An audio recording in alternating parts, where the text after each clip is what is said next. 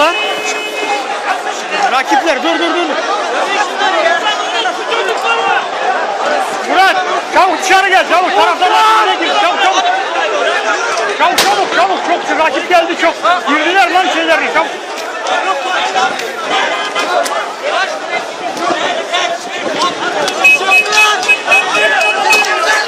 Dostum kafana bir şey geldi bak. Ben evrenseldeyim.